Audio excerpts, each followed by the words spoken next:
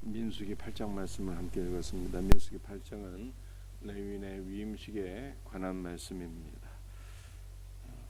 8장 7절 말씀을 다시 한번 읽어드리겠습니다. 너는 이같이 하여 그들을 정결하게 하되 그 속죄의 물을 그들에게 뿌리고 그들에게 그들의 전신을 삭도로 밀게 하고 또 그 의복을 빨게 하여 몸을 정결하게 하고. 레위인들을 하나님 앞에 구별하여 드리기 전에 먼저 그들을 정결하게 했는데요, 그들을 정결하게 하는 의식은 먼저 속죄의 물을 뿌리고 라고 되어 있습니다. 여러분들, 속죄의 물을 뿌린다라고 하는 것은 그리스도의 물과 피를 뿌리는 것을 의미하는 것입니다. 속죄의 물을 뿌리게 될 때 모든 죄와 더러움이 사라지고 정결하게 되는 것입니다. 여러분들, 우리의 심령에도 그리스도의 물과 피가 뿌려져야 되는데 어떻게 그리스도의 물과 피의 은혜를 우리는 누릴 수가 있는 것입니까? 말씀과 기도로, 또한 성찬에 참여하게 될 때 주님의 물과 피가 영적으로 우리에게 임하여서 우리가 그리스도 안에서 정결함을 받게 될 것을 믿으시기를 바랍니다. 또한 속죄의 물을 뿌린 이후에 삭도로 전신을 밀게 했다라고 말씀하고 있습니다. 여러분들, 전신의 털을 삭도로 밀게 했다는 뜻이죠. 성경에서 이 털이라고 하는 것은 육체의 정욕, 탐심, 이생의 자랑, 이러한 것들을 의미하는 것입니다. 다윗의 아들 가운데 압살롬이 있었는데 압살롬은 머리털이 길고 아름다워서 전국에 그와 같은 자가 없었더라, 이렇게 말씀하고 있습니다. 그런데 압살롬은 자신의 그 아름다운 머리털 때문에 멸망하게 됩니다. 아버지에게 반역을 일으키게 되는데 그의 머리털이 상수리 나무 수풀에 걸려서 결국에는 요압에 의해서 죽게 됩니다. 그의 아름다운 머리털이 그에게 멸망의 원인이 되었다는 것입니다. 여러분들, 압살롬의 머리털은 무엇을 의미하는 것일까요? 이생의 자랑. 압살롬에게 이생의 자랑이 많았다는 거예요. 그런데 결국에는 그 이생의 자랑이 그를 죽음으로 몰아가게 되었다라고 성경이 말씀하고 있는 것이죠. 그 많은 이생의 자랑거리들이 그에게 교만이 되었고 결국에는 아버지의 왕자를 탐하게 되었고 그를 죽음으로 몰고 가게 되었으니 이 얼마나 안타까운 일입니까? 여러분들, 우리의 육체에 속한 정욕과 탐심과 이생의 자랑거리들은 예수님께서 십자가에서 다 처리해 주셨어요. 우리의 옛사람조차 십자가에서 다 종결이 된 거예요. 우리는 이것을 믿음으로 취하고 우리 이생의 자랑거리, 육체의 자랑거리들을 자랑하며 사는 것이 아니라 오직 주 예수 그리스도만 자랑하며 살 수 있는 은혜가 우리에게 넘치기를 예수님의 이름으로 축복합니다. 10절과 12절 말씀을 한번 읽어보겠습니다. 레위인을 여호와 앞에 나오게 하고 이스라엘 자손이 그들에게 안수하게 한 후에 12절, 레위인으로 수송아지들의 머리에 안수하게 하고 내가 그 하나는 속죄제물로 하나는 번제물로 여호와께 드려 레위인을 속죄하고. 여러분들, 레위인을 하나님 앞에 구별하여 드릴 때 첫 번째 속죄의 물을 뿌리고 전신의 털을 삭도로 밀고 그 다음에 안수를 했다, 이렇게 말씀하고 있어요. 안수. 이스라엘 백성의 대표자들이 레위인들에게 안수를 하고 이것은 이스라엘의 죄가 레위인에게 전가된 것을 의미하는 것입니다. 그 다음에 레위인들은 두 송아지에게 안수를 하게 됐는데 이것은 레위인의 죄가 두 송아지에게 전가된 것을 가리키는 것입니다. 그래서 이 두 송아지 가운데 하나는 속죄 제물로 하나님께 바치고 또 한 마리는 번제 제물로 하나님께 드렸다, 이렇게 말씀하고 있는 것이죠.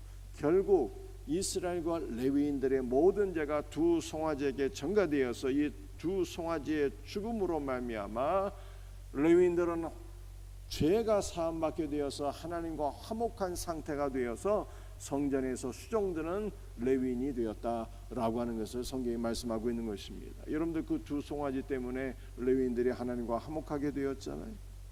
그 두 송아지는 위대한 속죄 제물이신 예수 그리스도를 가리키는 것입니다. 여러분도 우리도 마찬가지. 하나님의 성전에서 섬길 수 있는 왕같은 제사장이요 거룩한 지파로 하나님께서 우리를 부르셨는데, 이와 같이 복된 존재가 되기 위해서 우리에게 필요한 것이 무엇입니까? 위대한 속죄 제물이신 예수 그리스도로 말미암아 우리의 죄가 해결될 때 우리는 하나님과 더불어 화목한 상태가 되어서 거룩한 지파로 주의 성전에서 섬길 수 있는 복된 은혜를 누리게 되는 것입니다. 11절과 19절 말씀을 한번 읽어보겠습니다. 11절 말씀이에요.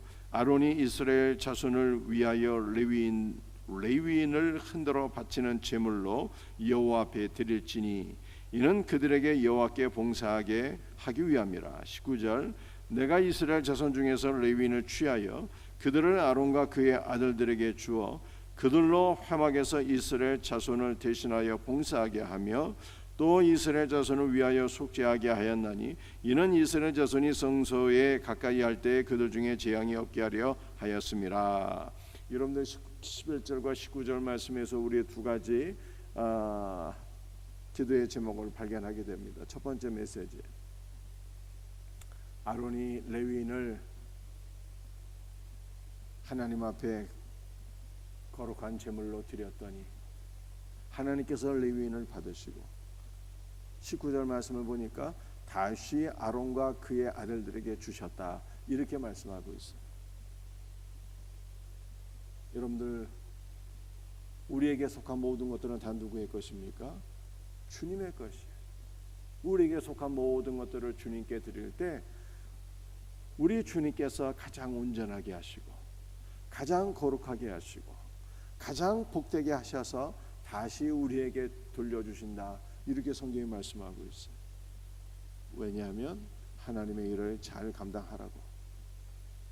여러분들, 우리 누가복음에서 제가 귀신 들린 아이의 아버지 이야기를 말씀드린 적이 있는데 기억나십니까?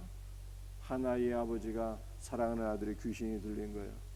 어떻게 할 수가 없어서 최후의 소망을 예수님께 두고 데리고 왔는데 예수님께서 그 귀신 들린 아이를 치료해 주시고 온전케 해주셨습니다.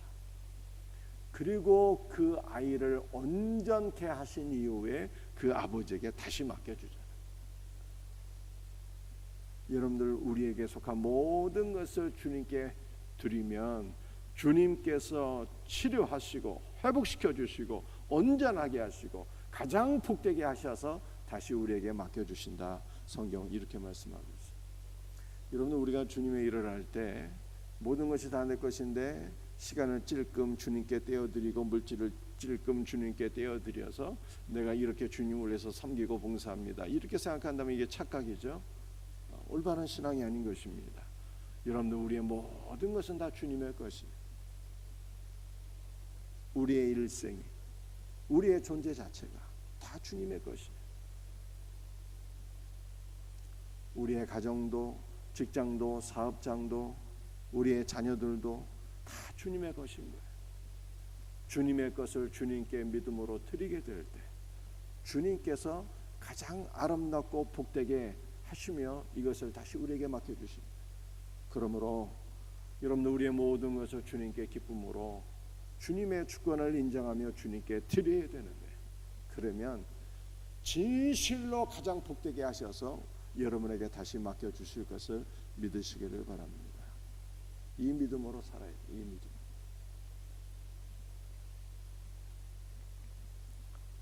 여러분의 자녀들을 주님께 맡겨드리세요. 주님께 드리는 거예요.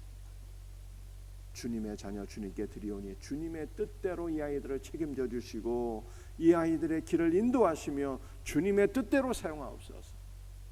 그렇게 기도하셔야 돼요.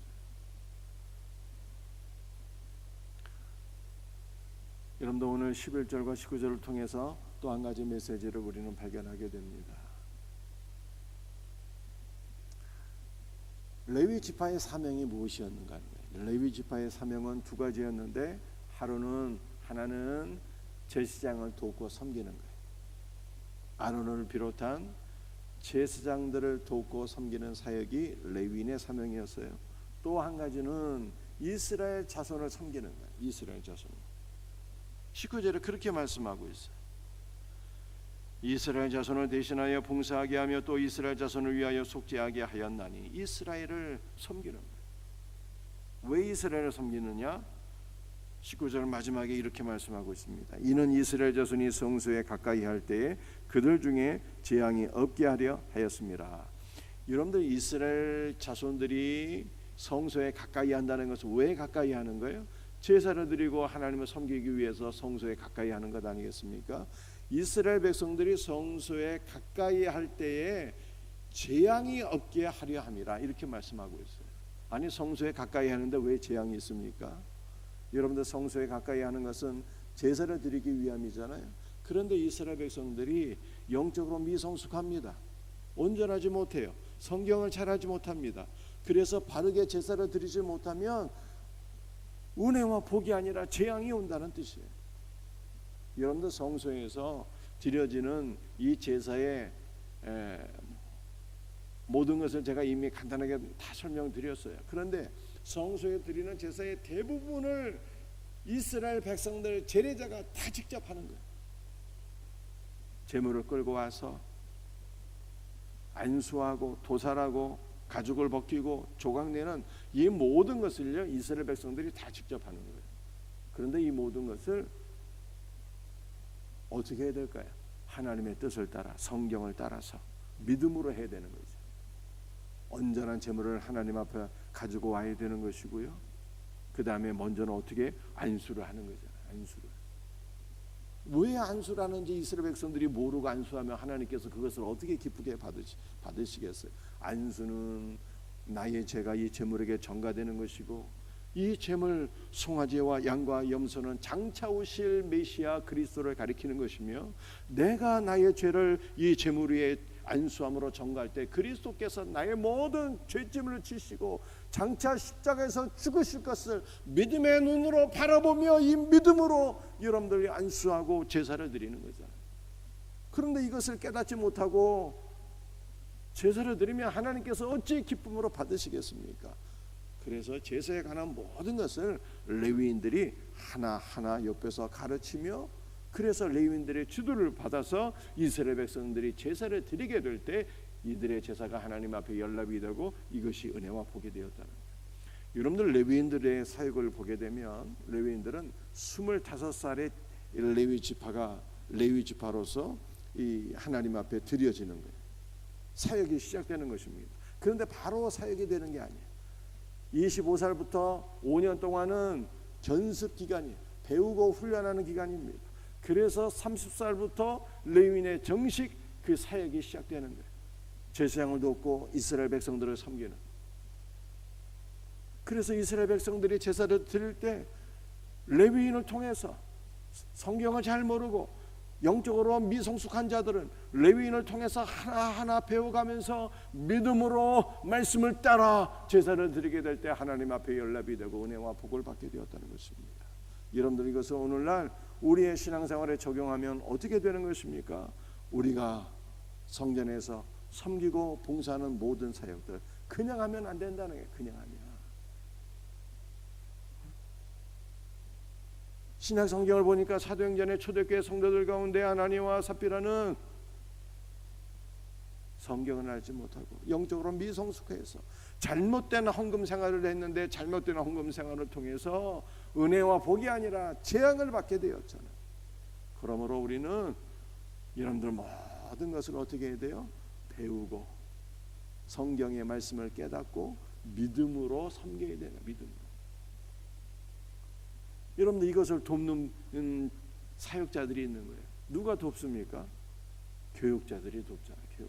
교육자들이 한편으로는 하나님을 섬기고 교육자인 또 한편으로는 성도를 섬기는 거예요.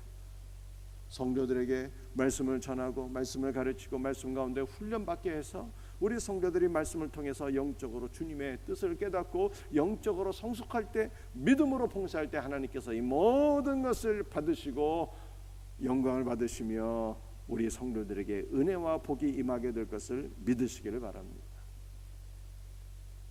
오늘 제가 4가지 말씀을 드렸어요. 한번 잘 기억해 보십시다. 제사장 이 레위인들이 하나님 앞에 위임되기 전에 정결 예식을 거치게 되었는데 속죄의 물을 뿌리고 전신의 털을 삭도로 밀었어요. 우리 육체의 정욕, 탐심, 이생의 자랑거리 이런 것들은 다 잘라져야 하나님 앞에 쓰임 받을 수 있다는 거예요. 그 다음에 안수를 하게 되었죠. 두 송아지에게. 그래서 죄가 사함 받아서 하나님과 화목한 상태가 되어야 쓰임 받게 된다는 거예요. 세 번째 내용은 무엇이었습니까? 세 번째 내용은 하나님께 드려야 된다는 거예요.